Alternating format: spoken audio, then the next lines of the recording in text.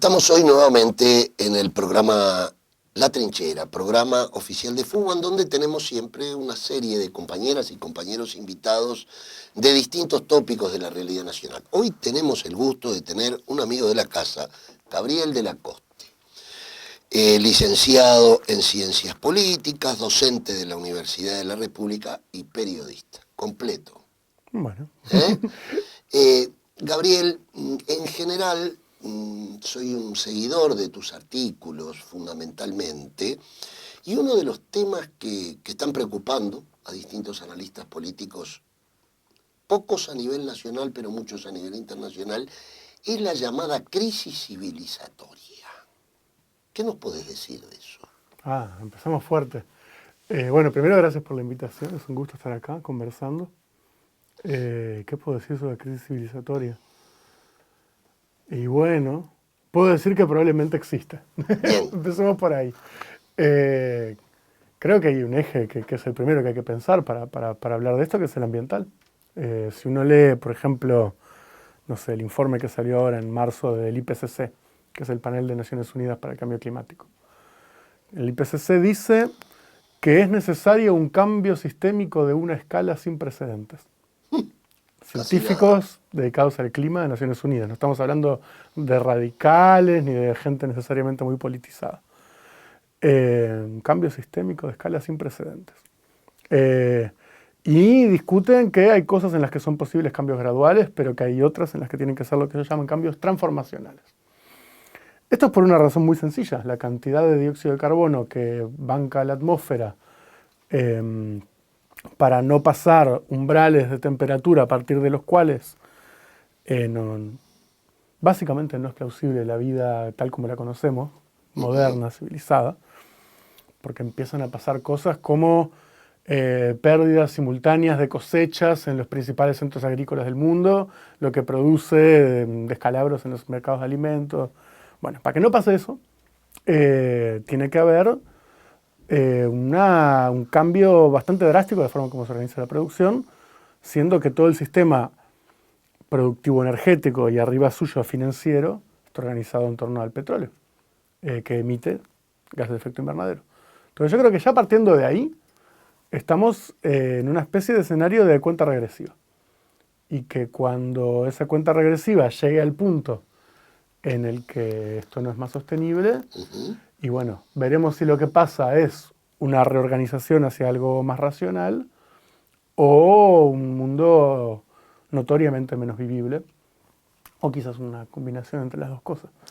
Donde tenemos profunda responsabilidad del gran capital, ¿no? Que se ha negado, inclusive, siguen sin negándose las grandes potencias, por ejemplo, al Tratado de Kioto. Bueno, eso es algo que viene de los 90. Por eso. Estados Unidos siguen. Se retiró con Bush, estamos hablando del principio de los 2000. Y sí, efectivamente, hay un gran problema. Hay un gran problema donde es como que colectivamente la humanidad, pero evidentemente la responsabilidad recae principalmente sobre quienes toman las decisiones o sobre todo quienes toman las decisiones, quienes organizan la producción y sobre quienes más consumen, actúan como si todo esto no fuera real. Y no es que no sepan, esto se sabe desde los 80. Se sabe con cada vez más precisión, de forma cada vez más alarmante, pero no es información nueva. Entonces, bueno, hay un modelo de vida que vale para los lugares donde ya está completamente desplegado, pero también vale para los lugares que aspiran a él, ¿no? Porque si vos organizás toda una sociedad en torno a la aspiración a llegar a ser de un modo que sabemos que no es sostenible ser, también tenemos un problema. Entonces el problema no es solo el primer mundo. Gabriel, en uno de tus artículos hablas de posibilidades de guerra civil. ¿Guerras civiles existen? Guerras civiles, sí. Bueno. Pero, ¿dónde las enfocás fundamentalmente? ¿En qué continente? Bueno, es una pregunta arriesgada, ¿no? Yo no tengo la bola de cristal. Lo que sí puedo decir es que viene un mundo más incierto. Y que además ya tuvimos muestras de este mundo. Por ejemplo, siguiendo con toda la cuestión petrolera. Bueno, en 2003 fue la guerra de Irak, la guerra de Siria, la guerra de Libia. todo lo que pasa en Venezuela, todo lo que ha pasado en Irán en el último tiempo, la voladura del gasoducto del Nord Stream, ahora en el Mar Báltico. Evidentemente, ya hay como procesos de caotización de sociedades en desarrollo que están relacionados con estas cuestiones energéticas y geopolíticas, que no tenemos que irnos a un futuro lejano para verlas.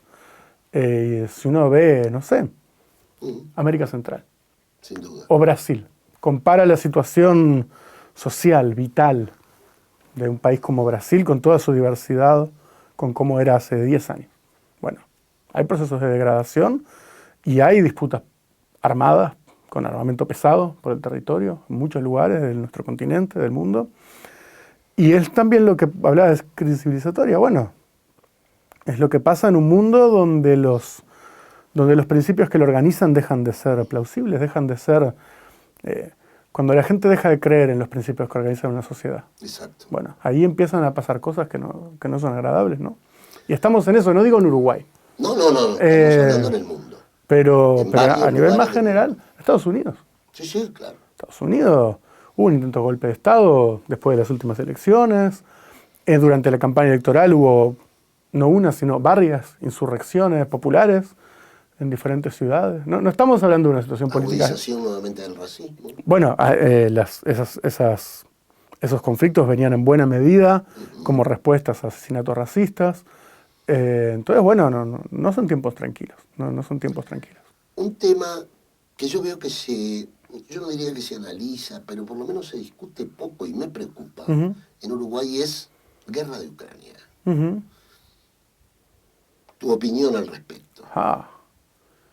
Creo que nunca me habían preguntado en público por esto. Bueno, por eso estás en la trinchera. Bueno, bien, me desafía, pero me ayuda. Mirá, quizás sea decepcionante mi respuesta porque no sé si tengo una opinión en el sentido de una consigna que resuma la situación.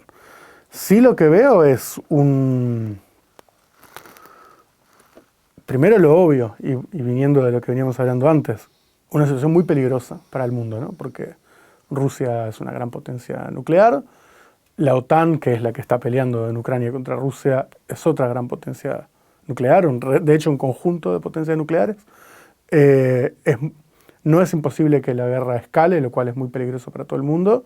Entonces yo creo que partiendo de ahí hay una consigna de paz que tendría que ser levantada en todos lados, teniendo mucho cuidado con embanderarse con una u otra causa cuando hay una guerra con peligro de escalar. Después de eso, bueno, hay muchas de estas cosas que tienen que ver con la energía. Rusia es un exportador de energía y la energía rusa fue por mucho tiempo el motor del desarrollo alemán, y ahí hay cuestiones que tienen que ver con la relación entre Alemania y la Unión Europea, entre Europa y Estados Unidos, con el interior de Eurasia con Europa. Y eso, China expectante. China, bueno, apoyando a Rusia de formas relativamente discretas, pero apoyándola al fin. Y bueno, y eso es lo que está crujiendo, ¿no? Los grandes sistemas de alianzas. Y que ahí hay asuntos que son muy graves porque la guerra de Ucrania no es la guerra de Ucrania. La guerra de Ucrania es la continuidad de un proceso de desorganización geopolítica que hace un tiempo venía, digamos, desde el Mediterráneo hacia Europa, todas estas guerras que venía mencionando, pero que también en Europa Oriental tenía muchos puntos calientes, y ahora estamos hablando de una guerra con millones de refugiados. O sea, no es un evento menor. Y que bueno, la forma como se resuelva esta guerra y como después esto reorganice otros tableros, porque también está la cuestión del mar de China del Sur, también están las disputas que se están dando en África, que son como en el desierto del Sahara está como la frontera entre Europa, entre el dominio geopolítico de Europa y otras potencias que también están peleando ahí, y obviamente los propios africanos. Y entonces, que se grita viva Rusia y muera Francia, ¿no? Sí, estoy muy poco informado, pero lo que sí sé es que si uno ve un mapa de África y ve los lugares donde hay tropas francesas, es una parte, sobre todo de la mitad de África para arriba, es una parte importante del continente. Claro, hay intensas disputas por los recursos, y hay disputas por los recursos y también por los alineamientos geopolíticos, y detrás de los alineamientos geopolíticos también la infraestructura y la forma como se organizan las rutas comerciales. Eso es buena parte de lo que se ha dedicado China en los últimos años, lo que llaman la nueva ruta de la seda, construcciones de puertos, de ferrocarriles, que tiene que ver con cómo China, como gran potencia industrial, que está muy hambrienta de materias primas, y ese fue uno de los impulsores del crecimiento económico de América Latina en los últimos años, la hace tener un rol creciente en estos lugares, que es una complejidad impresionante, porque también tenés estas redes de mercenarios rusos. Son situaciones que hay que realmente ponerse a estudiar, y no siempre hay buena información. Y en ese marco, Sí. algunos llaman el tiempo de los outsiders en política. Eso es interesante analizarlo. Por ejemplo, el fenómeno Milei. Tu visión sobre el fenómeno Milei hoy. De aquel economista díscolo a posibilidades de ser presidente de la República Argentina. Bueno, el otro día, hablando de esto, pensaba que vos lo podés ver básicamente desde dos puntos de vista, Milei. El punto de vista de la oferta y el punto de vista de la demanda. Es decir, el punto de vista de qué es lo que Milei está proponiendo y del punto de vista de por qué eso conecta con algo socialmente. Del punto de vista de qué propone, Milei es un exponente de una pequeña secta, de un nicho, del nicho más radical del ecosistema ideológico neoliberal. El neoliberalismo es una ideología, pero es también un gran aparato político-intelectual organizado en torno a una cosa que se llama la Red Atlas, que es como una red de think tanks, de pequeñas organizaciones, fundaciones, cosas del estilo, que está anclado en algunos organismos internacionales, algunas universidades. Usinas de ellos. ¿Cómo? Usinas. Usinas federadas y con financiamiento relativamente centralizado, que forma cuadros, es muy complejo su funcionamiento. Es como un gran partido de nuevo tipo, una gran internacional. Este gran armado en torno a Fundación Atlas, a la Red Atlas, tiene alas ideológicas, no piensan todos lo mismo. Tiene alas más de centro, y alas más de derecha, y alas de ultraderecha.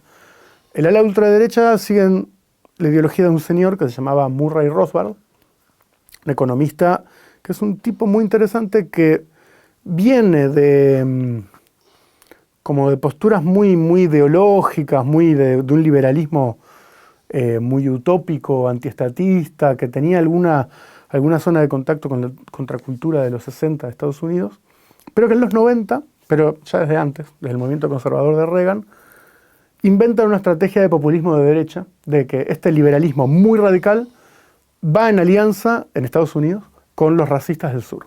Esto es explícito como estrategia en la creación de un populismo de derecha. Esta estrategia de un populismo de derecha que plantea un populismo donde la élite son todos los que viven del Estado, ¿no? Y contra eso es que el pueblo se tiene que rebelar. La casta. Bueno, claro, lo toman de Podemos, pero la idea viene circulando en la derecha radical, una vieja idea fascista. Los fascistas también tenían discursos populistas en su tiempo. Y bueno, entonces Milei es una antena local de ese nicho del neoliberalismo que en los últimos años ha crecido. O sea, la relación de fuerzas interna al neoliberalismo ha sufrido un cambio desde una hegemonía muy clara de las posiciones de centro-derecha, llaman globalistas, a estas otras posiciones populistas de ultraderecha. Eso del lado de la oferta. Y del lado de la demanda yo creo que es mucho más interesante, ¿no? Y mucho más peligroso, pero también con muchas posibilidades, porque de algún modo lo que pasa en Argentina, y cuando hay un fenómeno de este tipo, entre otras cosas hay que interpretarlo como un síntoma, ¿no? Sistemas políticos que no están pudiendo representar partes importantes de la población, y que por lo tanto el electorado está buscando algo que no esté en el sistema político. Y Milei en parte es eso. Es una sociedad que está harta, que las cosas no están funcionando. Sí, que viene ya desde aquella se vayan todos, ¿no? Bueno, Milei toma las consignas del 2001, claro. Lo cual es también muy paradójico, porque 2001 es, entre otras cosas, una revuelta contra el neoliberalismo. Y ahora esas consignas son tomadas por la versión más extrema del neoliberalismo. Y claro, cuando uno mira, no lo que recortan las noticias o las redes, sino escuchas un discurso completo de Milei. El hombre tiene su carisma, ¿no? Y dice cosas que si uno no las ha pensado mucho, tienen su sentido. Y entonces hay que ponerse a pensar en... A mí hay un ligero optimismo que me produce pensar que en un país con una situación tan desesperada y tan difícil para la vida de tanta gente como Argentina, gana el tipo que propone las soluciones más radicales y que las propone sin esconder la ideología y los razonamientos teóricos subyacentes a por qué está proponiendo eso. Yo creo que esa es una lección que todos tenemos que aprender. Porque muchas veces en política pareciera que el que más captura la imaginación de la población es el que menos dice lo que piensa. Y Milei dice claramente lo que piensa. Ahora, barbaridades, ¿no? Hay una realidad. Pero las explica. Sí, sí, Gabriel, pero hay una realidad. A mí me gustaría reflexionar sobre esto, a ver qué opinas. En general, los viejos fascismos surgían o se elevaban a las masas a partir de debacles del movimiento obrero, nacional e internacional, de la izquierda. Venían con nombres muy sugestivos: nacional, socialismo.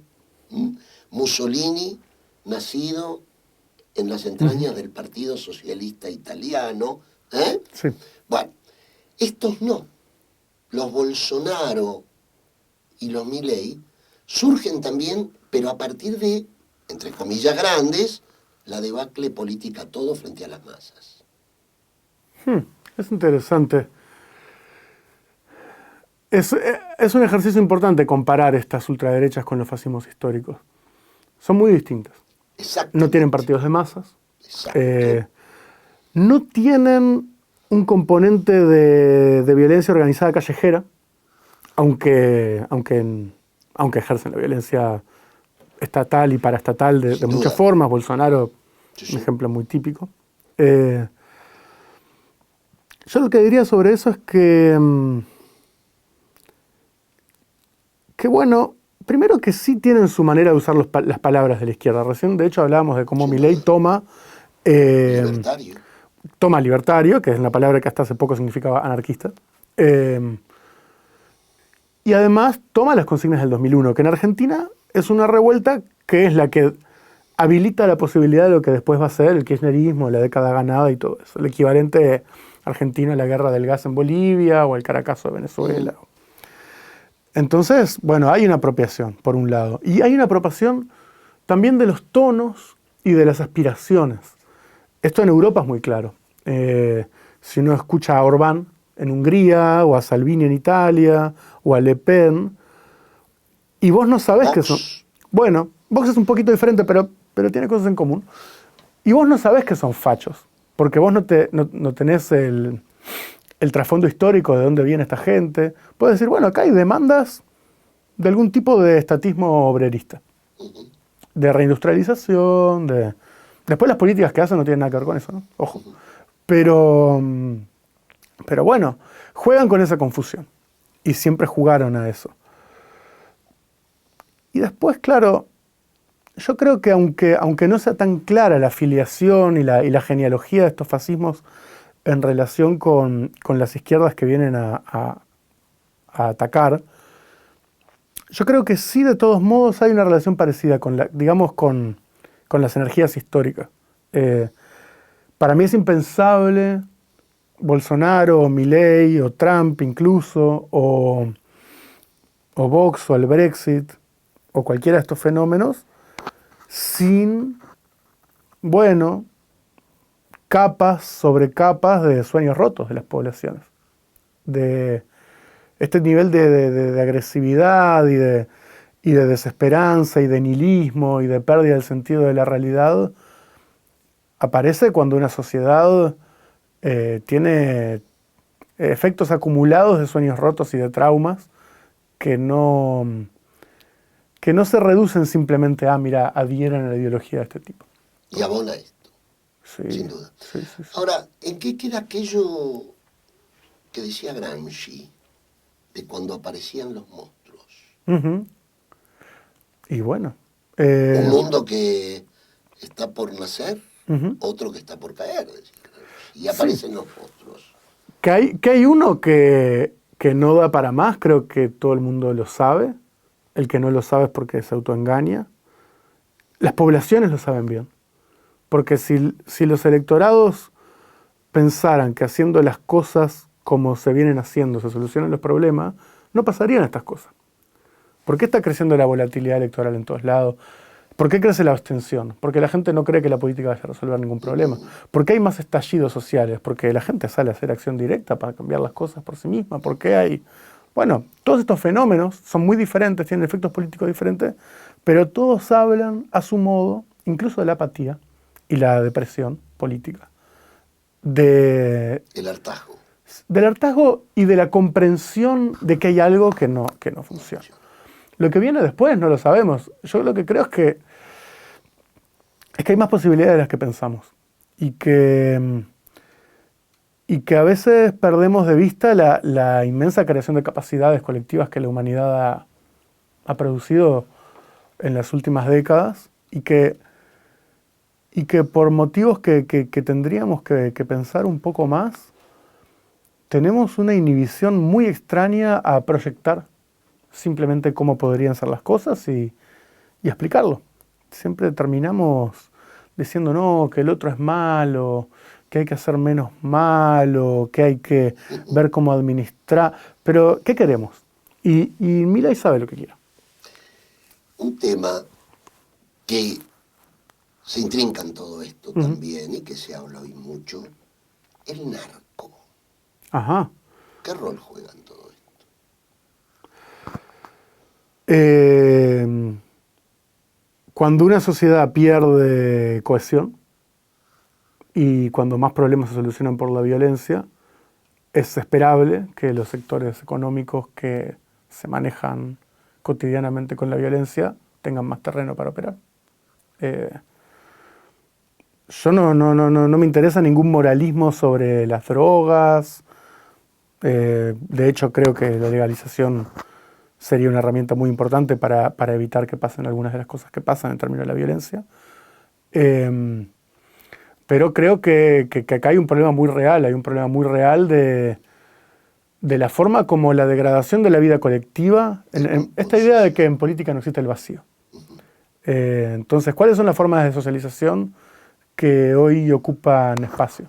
¿Cuáles son las formas de resolver los conflictos que hoy están presentes? Y que además en esto el Estado no es inocente. El Estado no es inocente y el capital no es inocente. Son cómplices. Está las enormes redes de lavado de dinero, que tienen mucho que ver con el sistema financiero uruguayo. Salió un libro, me olvidé el nombre del sociólogo ahora, Gabriel Tenenbaum, Los protectores del capital. Bueno, ahí explica. Relación sistema financiero, narcotráfico. Y el Estado, ¿no? Sin corrupción estatal no puede suceder esto. Entonces, bueno, yo creo que hay que pensarlo con mucho detenimiento, con mucha cabeza fría, entender que en cualquier sociedad hay que entender los hechos del poder y de cuáles son los sectores que están armados y cómo se lidia con eso, sin estrategias temerarias donde se piensa que si vos tiras más tiros y matas más gente, estás más cerca de solucionar nada. Y creo que estamos en pañales, no ya para solucionar la situación, sino para entenderla en toda su dimensión.